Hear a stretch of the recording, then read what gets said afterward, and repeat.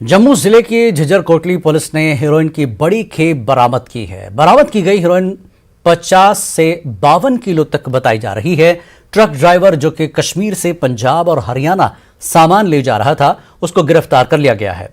जराये का कहना है कि एक छोटी मुश्तबा गाड़ी स्पॉट पर से फरार हो गई। तलाशी मुहिम बड़े पैमाने पर जारी है। पुलिस के सीनियर अफसरान मौके पर पहुंच गए और मामले की जांच कर रहे हैं।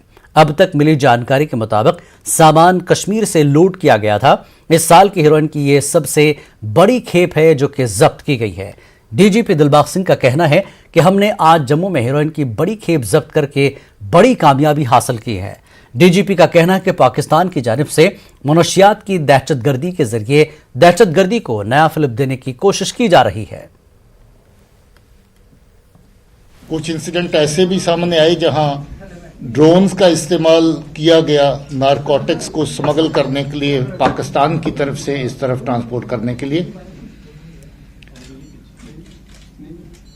तफ्तीश के दौरान काफी बड़े इंटरस्टेट कनेक्शंस ड्रग माफिया के सामने आए, जिसके ऊपर जम्मू पुलिस ने, कश्मीर पुलिस ने मिलकर के बहुत अच्छा काम किया।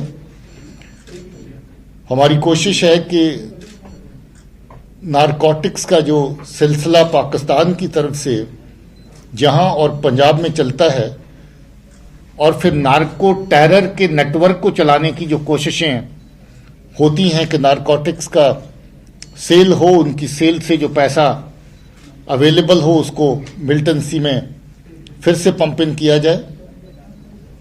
कुछ ही दिन पहले जम्मू पुलिस ने और एक ऐसा बहुत बढ़िया काम किया था जिसमें नार्को ट्रेड से वाबस्ता जो पैसा जो हवाला की फॉर्म में वापस कश्मीर जा रहा था, जिसको दहशतगर्दी के कामों में लगाया जाना था, पाकिस्तान में बैठे हुए टेरर आउटफिट्स की तरफ से जो पैसा भेजा गया था, जो कश्मीर में काम करने वाले टेरर आउटफिट्स थे जिनको इसकी सप्लाई होनी थी। डीजीपी दिलबाग सिंह ने कहा कि मिलिटेंसी का ग्राफ अब काफी कम है और जल्द ही मिलिटेंसी माजी की दास्तान बन जाएगी।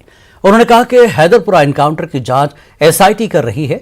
जो कोई मिलिटेंटों को पनाह देगा उसे बेगुनाह नहीं कहा जा सकता। कश्मीर में काम कर रहे अफराद की सलामती को यकीनी बनाया जाएगा। उन्होंने कहा कि रामबाग में मारे गए मिलिटेंट कई हलाकतों में मुलविस थे। कल का जो एनकाउंटर श्रीनगर में हुआ, राजबाग एरिया में, जिसमें 3 दहशतगर्द मारे गए, जिनका सरगना मीरान था। ये श्रीनगर का रहने वाला था। इसके 2 साथी पुलवामा जिले के थे, जो काफी लंबे अरसे से पहले अब्बास शेख जो टीआरएफ का चीफ था उसके साथ काम करते थे, और उसके बाद मीरान शाला के साथ काम कर रहे थे। ये लोग जिम्मेवार थे स्कूल प्रिंसिपल और उनके साथ एक और टीचर सुपिंदर कौर और दीपक चंद की हत्या के लिए। ये लोग जिम्मेवार थे हमारे सब इंस्पेक्टर अरशद की हत्या के लिए। ये लोग जिम्मेवार थे मीरान अली जो बरबरशाह का रहने वाला है उसकी हत्या के लिए। ये लोग जिम्मेवार थे ग्रेनेड अटैक के लिए, जिसमें एक इनोसेंट सिविलियन मारा गया था और 3 लोग जख्मी हुए थे। इसके अलावा भी बहुत सारी दहशतगर्दी की कार्रवाइयां इनके नाम थी। कुछ लोग अनफॉर्चुनेटली मीडिया में अजीब तरह की बेबुनियाद बातें करके इनको इनोसेंट साबित करने की कोशिश में लगे हैं। मेरी राय है कि ऐसे लोग दोगलापन छोड़ के, काले चश्मे उतार करके हकीकत को देखने की कोशिश करें और कातलों को बेगुनाह कहने की हमाकत ना करें। जब से ये किलिंग हुई तब से लेकर के दर्जनों कामयाब ऑपरेशन चले हैं, जिसमें 20 से ज्यादा दहशतगर्द मारे गए हैं। और मैं ये बता दूं कि हर वो दहशतगर्द जो सिविलियन किलिंग में शामिल था, हाल में जो सिविलियन किलिंग हुई, वो सबके सब इन एनकाउंटर्स के अंदर मारे जा चुके हैं। सिर्फ एक दहशतगर्द जिसका नाम बासित है और जो कुलगाम का रहने वाला है, जो बाहर से आए हुए बेगुनाह लोगों की किलिंग में शामिल था, उसके अलावा भी कुछ सिविलियन लोगों के खिलाफ कार्रवाई में शामिल था, वो बचा है। कार्रवाई जारी है, तलाश जारी है, और लोग जो वहां पर काम करते हैं वो अच्छे से अपनी जगह काम करें, ये हमारा कहना है। और क्योंकि सिक्योरिटी फोर्सेस, पुलिस हर तरह की वो कोशिश कर रही है जो माहौल को और बेहतर करें और माहौल में सुरक्षा की फीलिंग को और पीडीपी सदर महबूबा मुफ्ती की कश्मीर में जमीन खिसक रही है। उनके साथ ही पार्टी छोड़ चुके हैं, इसलिए वो बौखलाहट की शिकार हो गई हैं। इसलिए उन्हें कभी तालिबान, पाकिस्तान और कभी दफा 370 याद आता है। इन बातों का इजहार जम्मू कश्मीर बीजेपी के सदर रविंद्र रैना ने करना में एक अवामी जलसे से खिताब करते हुए किया।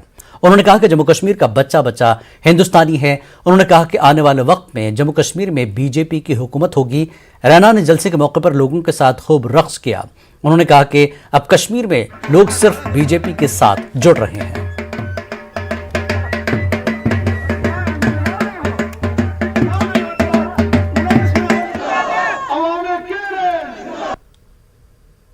गलतफहमी में है। जम्मू कश्मीर का बच्चा बच्चा दिल से हिंदुस्तानी है। जम्मू कश्मीर की जनता ने हमेशा शान से तिरंगा झंडा बुलंद रखा है। जम्मू कश्मीर के लोग अपने तिरंगे झंडे से प्यार करते हैं। जम्मू कश्मीर के लोग अपने अजीम और शान मुल्क हिंदुस्तान से प्यार करते हैं। महबूबा मुफ्ती की कश्मीर घाटी से जमीन खिसक चुकी है। महबूबा मुफ्ती को उसी की पार्टी के बड़े बड़े नेता छोड़ के जा चुके हैं। उसके पुराने एमएलएस एमएलसीज ने उसकी पार्टी का दामन छोड़ दिया है, जिससे महबूबा मुफ्ती जबरदस्त बौखलाहट में है, परेशानी में है। और परेशानी में आकर कभी उसको तालिबान याद आता है, कभी उनको बंदूक याद आती है, कभी उसको 370 याद आता है। महबूबा मुफ्ती ने कभी भी जम्मू कश्मीर की जनता का भला नहीं किया है। अब चूंकि जम्मू कश्मीर की जनता ने महबूबा मुफ्ती को रिजेक्ट कर दिया है, महबूबा मुफ्ती की पार्टी समाप्त हो गई है, महबूबा मुफ्ती का मास बेसिस में सपोर्ट खत्म हो गया है, इसलिए वो अनाप शनाप जैसे बयान देती है। जम्मू कश्मीर का बच्चा बच्चा हिंदुस्तानी है और जम्मू कश्मीर के बच्चे बच्चे ने हमेशा शान से तिरंगा झंडा पूरी दुनिया में रोशन किया है, ऊंचा किया है। सीपीआईएम के सीनियर लीडर और पीएचईडी के तर्जुमान मोहम्मद यूसुफ तारगामी ने कहा कि इंसानी हुकूक का तहफ़्फ़ुज़ यकीनी बनाना सरकार का अव्वलीन फ़र्ज है। शहरियों को डर व खौफ के साए से बाहर निकालने में सरकार और कानूनी एजेंसियों का रोल अहम है। तारगामी ने कुलगाम में सीपीआईएम की जिला वर्कर्स मीटिंग में शिरकत की। स्टेट सेक्रेटरी जीएन मलिक समेत दीगर लीडरान और वर्कर मौजूद थे। तारगामी ने इंसानी हुकूक के तहफ़्फ़ुज़ के हवाले से एक करारदाद पेश की। उन्होंने हालिया इनकाउंटर्स में हलाकतों को लेकर कहा कि उन्होंने सदर जमहूरिया को भी इस बारे में आगाह किया है। उन्होंने एक बार फिर हिंद पाक के बीच मुज़ाकरात पर जोर दिया। कई वारदातें हुई हैं, मजदूर मरे, टीचर्स मरे। हमने मुतालबा किया कि तहकीकात हो और हमें बताया जाए क्यों मरे वो।